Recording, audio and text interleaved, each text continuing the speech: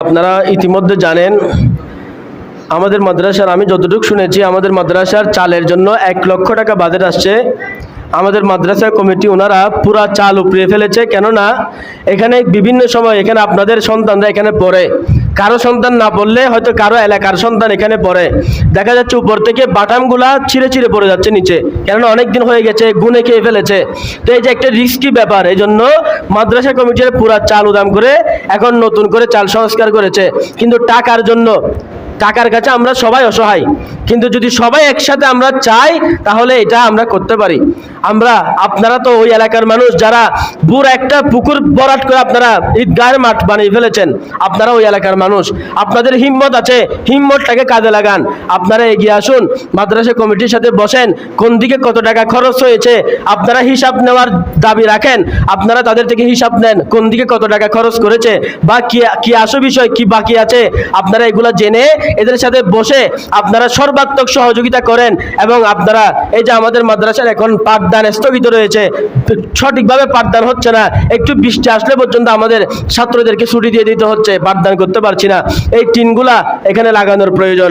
আপনারা মাদ্রাসা কমিটির সাথে বসে কি যেতটুকু পারেন, যেভাবে পারেন মাদ্রাসা কমিটিকে সহযোগিতা করে আপনারা টিনগুলো লাগানোর ব্যবস্থা করেন।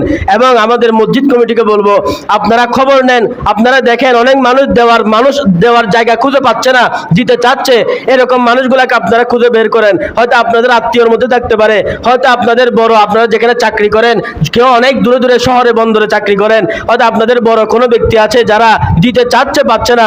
আমাদের মসজিদের বারান্দাটা অতি দ্রুত প্রয়োজন, সরকারিভাবে হলে সরকারিভাবে চেষ্টা করেন, যদি এমনি ব্যক্তিগতভাবে হলে ব্যক্তিগত কাউকে দিয়ে আপনারা চেষ্টা করে মসজিদের বারান্দাটা নির্মাণ করার চেষ্টা করেন। আল্লাহ পাক রব্বুল আলামিন আপনাদের হায়াতের মধ্যে বরকত দান করুক। প্রত্যেকে যেভাবে পারেন দান সদকা করবেন, এই দান সদকাগুলো আপনার যে টাকা পয়সাগুলো আছে এগুলা সেফ থাকে, এগুলা আপনার আবর্জনা মুক্ত থাকে, আপনার টাকা পয়সার মধ্যে বরকত হয়, রিজিকের মধ্যে বরকত হয়। রোগ ব্যাধি যাদের আছে, রোগ ব্যাধির এটা দফার উসিলা করে আপনারা দান সদকা করেন, মৃত মা বাবার ইসালে সওয়াবের উসিলা করে আপনারা দান সদকা করতে থাকেন।